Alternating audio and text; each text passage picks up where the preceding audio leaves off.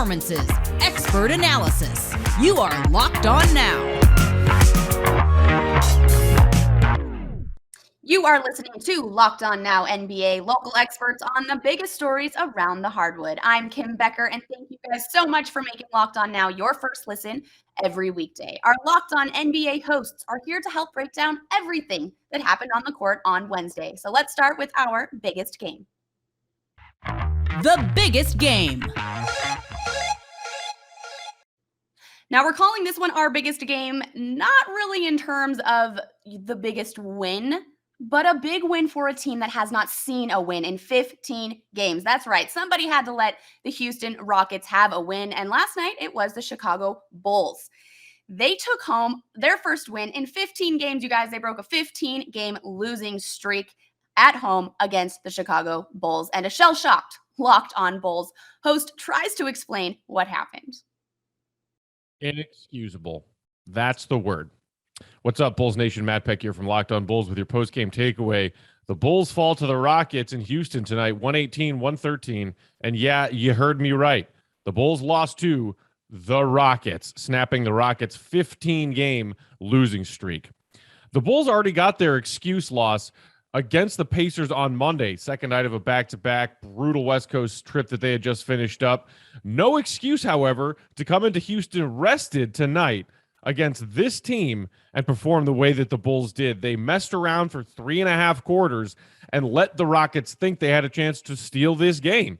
The Bulls defense allowed 30 points to the Rockets in the first quarter, 35 points to the Rockets in the third quarter. And yes, credit to the Rockets, including some of these young guys and their bench who came up big and knocked down shots. The Bulls let them shoot 50% from the field, 47% from behind the three-point line.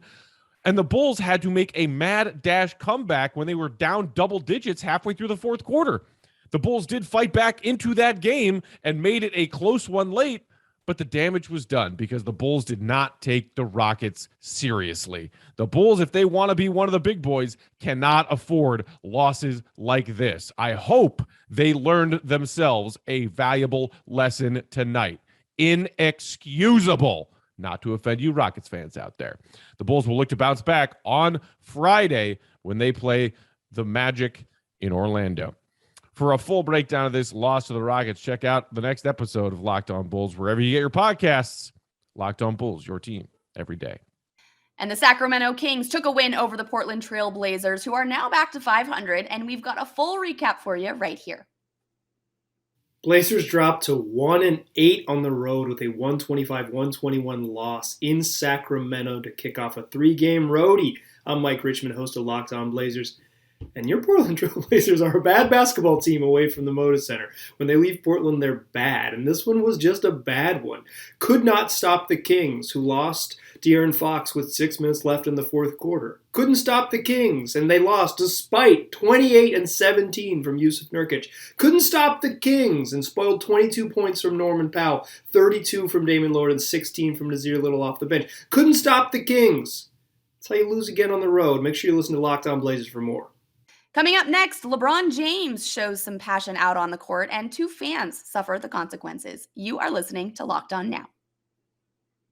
Well, it is Thanksgiving, and we all know what that means. Football, and nothing goes better with football than turkey and betting, you guys. BetOnline has you covered all holiday season. More props, odds, and lines than ever before. BetOnline remains your #1 spot for all sports action this Thanksgiving and the holidays. Head to our new updated desktop or mobile website to sign up today and receive your 50% welcome bonus with promo code LOCKEDON. Again, that promo code is Locked On, and it will get you your 50% welcome bonus. And it's not just football. No. BetOnline has pro and college hoops, NHL, boxing, UFC, even your favorite Vegas casino games. So don't wait to take advantage of all the amazing offers available for the 2021 season. BetOnline is the fastest and easiest way to bet on all of your favorite sports. BetOnline, we are stuffed with deals this Thanksgiving. Welcome back to Locked On Now NBA. I'm your host, Kim Becker, and let's take a look at more action from Wednesday on the court. Let's go around the league. The Los Angeles Lakers came back from down on the road to beat the Pacers last night. Maybe LeBron James took some anger out on the way down the stretch in his first game back from a 1-game suspension, but Locked On Lakers says the GOAT took over for the Lake Show. This is Andy Kamenetsky, co-host of Locked On Lakers podcast, and the Lakers claw back from behind to win 124-116 in overtime against the Pacers. Lakers had to fight for every inch in this game. No Anthony Davis dealing with the fever that he played through against the Knicks, but LeBron was back from suspension and absolutely took over this game down the stretch. 39 total points, 7 of which came in the last 2 minutes of the fourth quarter, 8 in overtime. He was hitting threes, hitting step backs, doing a dance that might get him fined. Some nice support from Russell Westbrook. 20 points, not very efficient, but got to the line 11 times, hit 9 of those free throws, 17 points and 8 rebounds from Malik Monk off the bench. And very interesting, LeBron playing a lot of center in this game with small ball looks, something that I think Frank Vogel will and should consider as a more permanent wrinkle moving forward. A lot more to get into, so make sure you are subscribing to the Locked On Lakers YouTube channel, making Locked On Lakers your first listen, wherever you get your podcasts. No show on Thursday. Happy Thanksgiving, you turkeys. See you on Friday. The Brooklyn Nets dominated the Boston Celtics last night, and Brooklyn won by 20, despite missing some of its players. But Locked On Nets gives all the positives from the blowout. Doug Norrie, Locked On Nets here, coming at you following a Brooklyn Nets victory, 123-104 over the Boston Celtics on the eve of Thanksgiving. Brooklyn Nets feasted on the Celtics tonight, up 29 at one point. Celtics made a little bit of a comeback, but a little bit too little, little bit too late. Really solid contributions across the board for the Nets. 3 players over 20 points, 5 in double digits altogether. Nets weathering some injuries right now to some of their core group and really not missing a beat at all. Have looked really strong over the last couple games. This one especially against a formidable Boston team. We are going to be covering the whole game leading into the holiday here. It's a really fun one. Brooklyn Nets with the win over the Celtics. Check it out all going on Locked On Nets. Now, the thing is, guys, every winner has to come with a loser. And our Locked On Celtics host was live from the Garden postgame with instant reaction from the Boston side of the big margin. Hey there, John Corrales here at the TD Garden after the Boston Celtics got blown out by the Brooklyn Nets. Tough one here for the Celtics. Ime Udoka after the game says this is the first one in a while where he felt like the guys got outworked, outclassed, and that's basically the story of this game. They came out unable to guard Patty Mills. He erupted early on for 9 quick points. Kevin Durant did everything he wanted.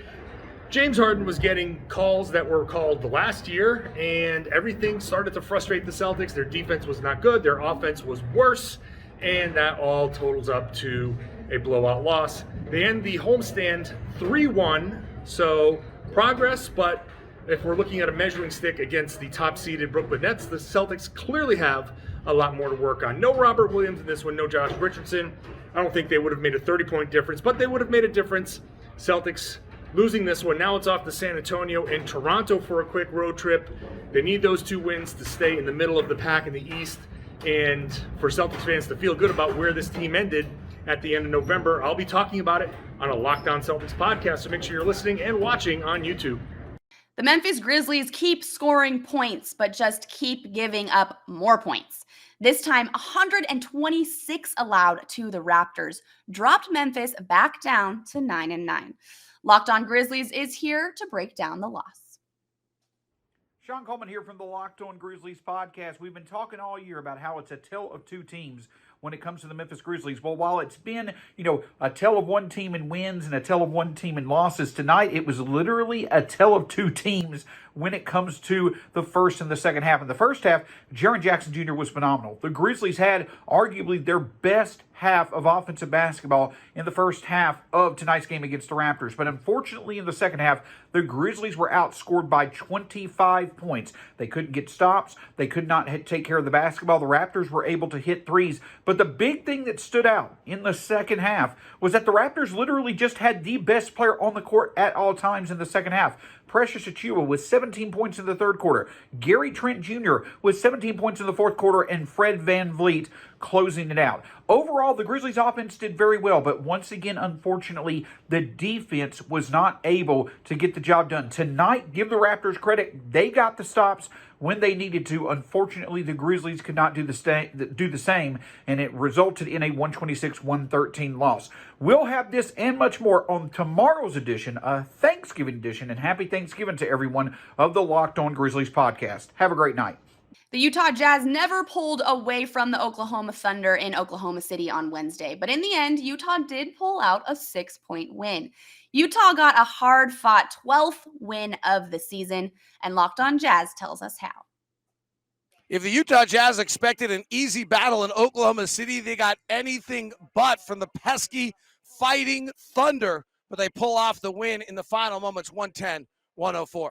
David Locke of Locked On Jazz. Donovan Mitchell was quieted all night long by Lou Dort, shooting just 1 of 8 while guarded by Dort and ending up for the first 47 minutes. He had just 7 points, but in the final final minute of the game, Donovan Mitchell scores 6 straight points to move the Utah Jazz to a victory over the Oklahoma City Thunder in what was an incredible game. Neither team had a double-digit lead. We had 28 lead changes and 11 ties in the ballgame. Lou Dort was too tough for the Jazz to handle for much of the night with 27 points on the offensive end of things. Josh Giddey, their 6th pick of the draft, had a career high with a 19.7 rebound, 8 assist game. But Jordan Clarkson off the bench gave the Jazz an offensive spark with 20. Mike Conley added 18. Bojan Bogdanović's 19 carried the Jazz to the final minutes before Donovan Mitchell could bury those big 6. The Hawks have been on a roller coaster to start the season, but right now that's okay as everything is up for Atlanta. They're on a 6-game winning streak, and Locked On Hawks tells us the story of how one of the hottest teams in basketball got it done again. Hello friends, my name is Brad Rowland, and the Atlanta Hawks are now over 500 with their 6th consecutive victory, all by double figures as they go into San Antonio and win in convincing fashion on this Wednesday evening, going into Thanksgiving break with a victory and a lot of positivity. Trae Young was brilliant on this night, 31 points, 11 assists, 7 rebounds, only 30 minutes. He was aggressive and really dominant from the opening tip of this contest. And even beyond that, the Hawks were very balanced. Had 8 guys in double figures in this game, and they really, after kind of a slow start, turned it on and were awesome offensively for the vast majority of this contest. The second half was mostly academic. The Hawks led by double digits for the vast majority of the second half, and with about 5 minutes to go, this game was all but over. And with this win, again, the Hawks lead are above 500 for the first time in a while at 10-9. They have won 6 in a row, but also they got off the schneid on the road. They were 1-8 on the road before this win, and their 3rd straight win in San Antonio after losing for 21 consecutive times before that. So lots of positivity here, and the Hawks go to Memphis from here, both to have some Thanksgiving dinner on Thursday, also to play the Grizzlies on Friday night. We'll have much more on that game and this game on the Locked On Hawks podcast. The Detroit Pistons suffered yet another loss last night against the Milwaukee Bucks, and Locked On Pistons is here to tell you all about it. What's the deal? Host of the Locked On Pistons podcast, Kuka Hill here. The Pistons lose another game tonight, 93-114 to the Milwaukee Bucks. They now fall to 4-14. This is another just tough offensive game. I'm waiting for us to have a fun offensive game for once, but that was not tonight. The Pistons failed to crack 100 points. They didn't really have a good game from anybody. I refuse to acknowledge Trey Lyles. I don't care if he had 19 points. We're not acknowledging Trey Lyles.